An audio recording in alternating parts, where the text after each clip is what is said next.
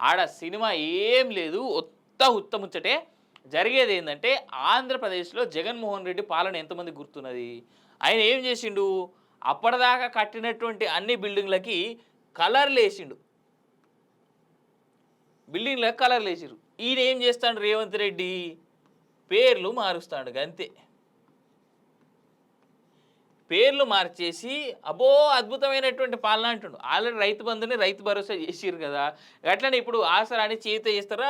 అంతే ఆసరా పింఛన్లన్నీ గనుక చేయూత పింఛన్లని చేస్తారు. అయ్యో! ఇదన్నీ విన్నటువంటి మనం ఏమనుకోవాలి, అమ్మో! రేవంత్ రెడ్డి అద్భుతమైనటువంటి పాలన. ఇక తెలంగాణ ఈయనకు మించినటువంటి సీఎం లేడు.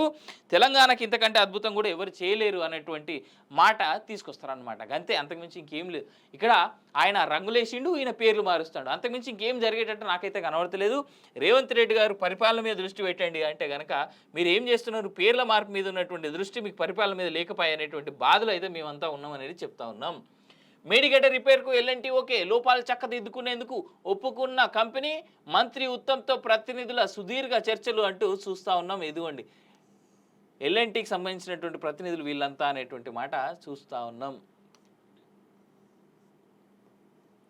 ఆర్టీసీ ఫేక్ లోగో వెనుక కొనతం దిలీప్ ట్విట్టర్‌లో పోస్ట్ చేశారని సంస్థ ఫిర్యాదు. హరీష్ రెడ్డి అనే వ్యక్తి పైన కేసు నమోదు. బిగ్ టీవీ పైన కూడా పెట్టుర్రి సార్ కేసు. బిగ్ టీవీలోనే ఫస్ట్ వచ్చింది. 86 మందికి పాజిటివ్. డ్రగ్స్ తీసుకున్నట్టు నిర్ధారణ. సినీ నటి హేమ సైతం రూ. 500 నోటుతో కొకైన్ పీల్చిన సెలబ్రిటీలు. బెంగళూరు రేవ్ పార్టీ కేసులో వెలుగులోకి సంచలన విషయాలంటూ చూస్తా ఉన్నాం.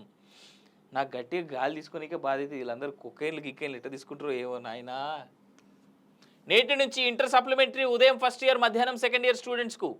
నేడు పాలిసెట్ అమల్లో నిమిషం నిబంధన అంటూ చూస్తా ఉన్నాం. త్వరలో డిఎస్సి విద్యాశాఖ కమిషనర్ దేవసేన వెల్లడి. ఉత్తమ్ అవినీతిని నిరూపిస్తా. ధాన్యం కొనుగోళ్లలో 800 కోట్ల కరప్షన్. బీజేఎల్పీ నేత ఏలేటి మహేశ్వర్ రెడ్డి. మంత్రి ఉత్తమ్ అవినీతిని సాక్ష్యాధారాలతో సహా నిరూపిస్తారని బీజేఎల్పీ నేత ఏలేటి మహేశ్వర్ రెడ్డి అన్నారు. సిట్టింగ్ జడ్జితో కమిటీ వేస్తే ఆధారాలు అందజేస్తానని వెల్లడించారు. ధాన్యం కొనుగోలులో 800 కోట్ల అవినీతి జరిగిందని ఆరోపించారు.